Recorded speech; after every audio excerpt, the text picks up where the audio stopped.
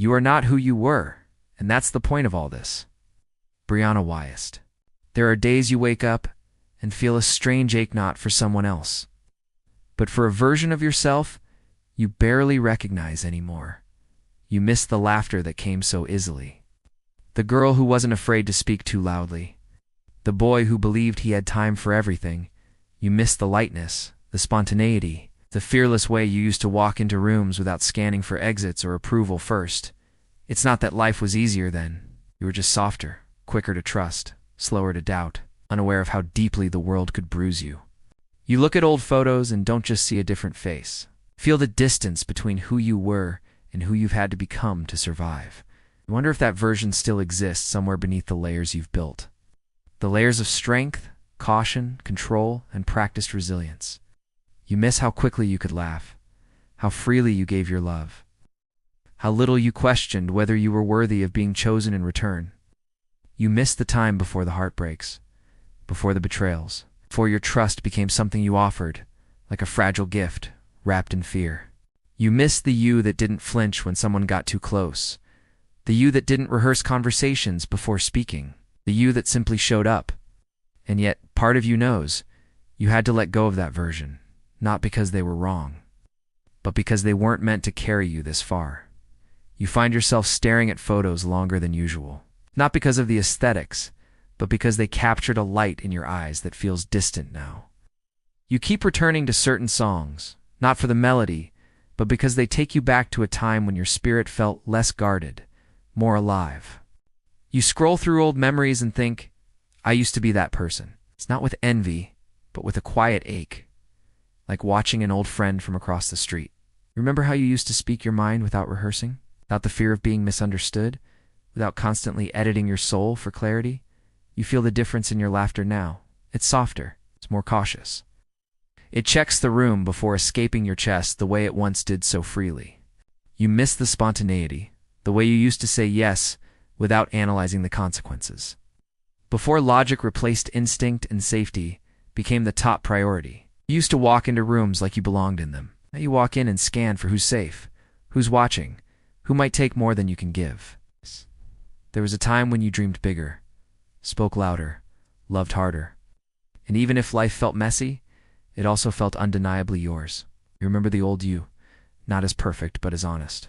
You hadn't yet learned how to hide behind smiles, how to nod when you wanted to say no.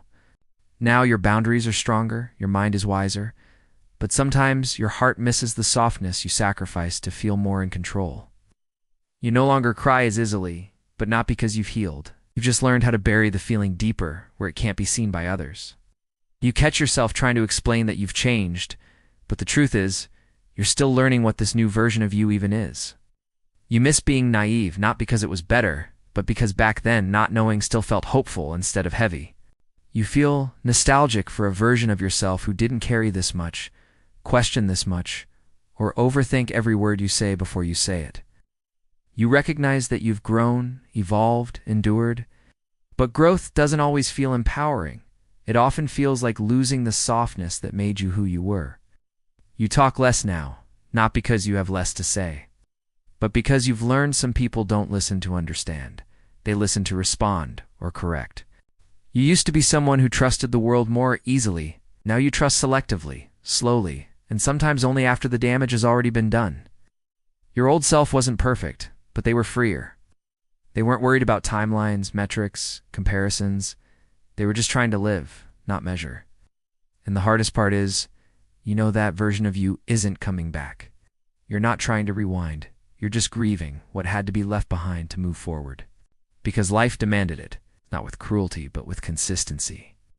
Every moment, every lesson, every loss pulled you further from who you were and closer to who you had to become.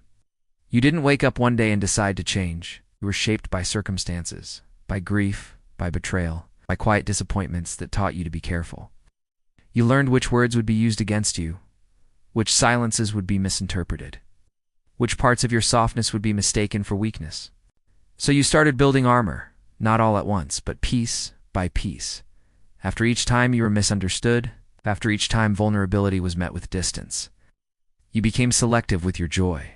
You stopped sharing good news too soon. You learned how to carry both hope and hesitation in the same breath.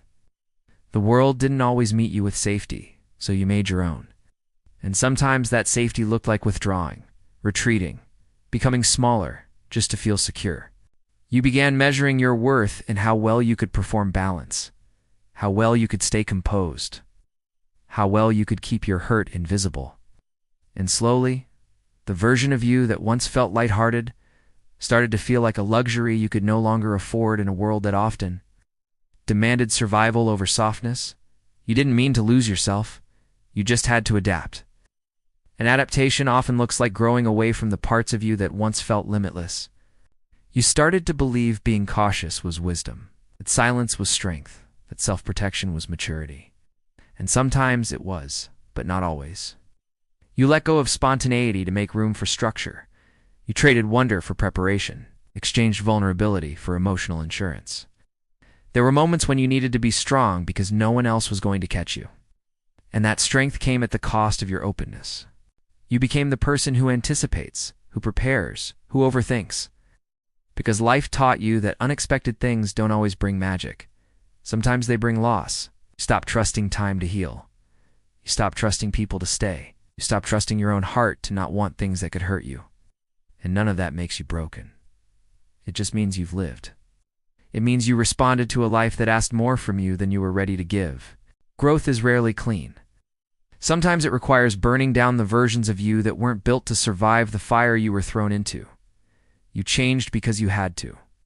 Because you were evolving, even when you thought you were just coping. Even when it didn't feel like growth at all. And now here you are, older, quieter, stronger in ways you didn't ask for. It's not better or worse, just different, just changed. You didn't lose who you were, protected yourself. You adapted. And some of that came at the cost of innocence, but not at the cost of your worth. You don't have to become who you used to be. You only need to return to the parts of yourself that still whisper underneath the armor. Start by listening. Not to the noise around you, but to the quiet voice inside, the one that speaks without fear, without judgment, without performance. Give yourself permission to want softness again, to seek joy without justification, to chase moments that have no agenda other than making you feel alive.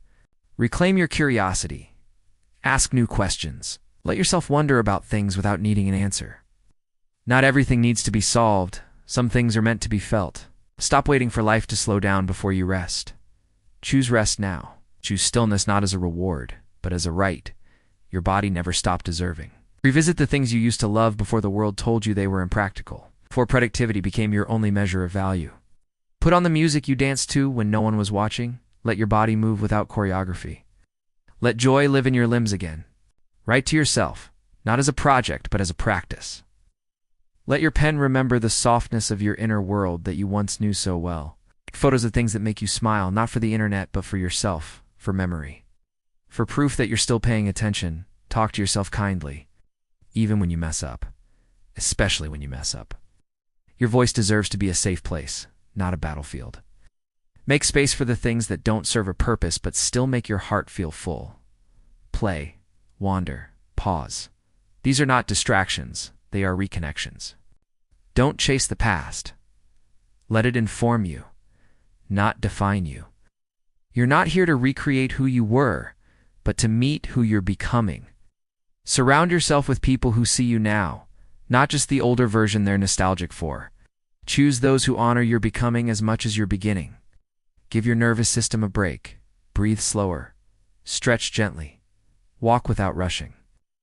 Let your body unlearn the urgency it was forced to memorize. Let silence be healing, not a void you're scared to fill. Let ease become familiar again. Reclaim your boundaries, not to push people out, but to keep the version of you that's coming alive from being buried too soon again. You don't have to glow all the time. Some days healing will look like crying in the shower. Some days it will look like laughing at nothing at all. Be patient with the parts of you that still feel guarded. Trust takes time. Even when the person you're learning to trust again is yourself. Offer grace to your former self. Offer compassion to your current self. Offer hope to the version of you still waiting to be remembered. You don't need to return to who you were. You only need to return to the truth that you've always been enough, even when you forgot. If no one has told you this yet, I will. You're allowed to miss who you were and still be proud of who you've become today. You don't have to choose between growth and softness.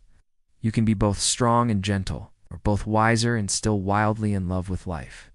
The older version of you didn't fail, but they got you here. They carried the weight, made the leap, took the risk. And you are standing because of them. Honor them. Not by becoming them again, but by living in a way they would be proud of. In a way that keeps your heart open, even now. You're not behind. You're not broken. You're just unfolding.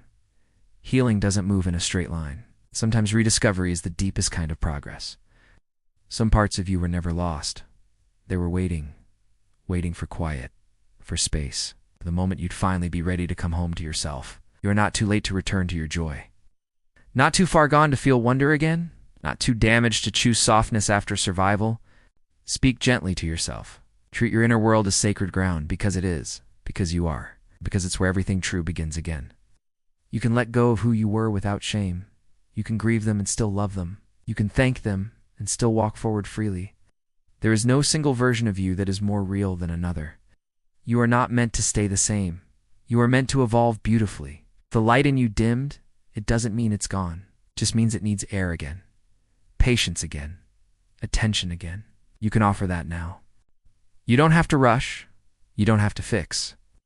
You only have to notice what inside you still wants to be remembered and held with kindness. You have always deserved to feel at home in your body, in your mind, in your story. Even on days when the past feels louder than the present, the version of you that you miss isn't gone forever. They live inside your memories. More importantly, they live inside your capacity to feel deeply. Let this next chapter be shaped not by who you were or who others want you to be, but by who you are ready to meet now. You are not here to be perfect.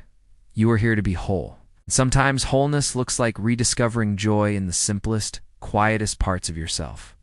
Be patient with the process. Be tender with the pain. Be honest about what you need. And when joy returns, let it stay longer this time. Your story is still unfolding, and there is room in it for every version of you to coexist, to be honored, to be welcomed back without shame. May you walk forward with gentleness. May you remember your light. May you return to yourself over and over again without ever having to explain why.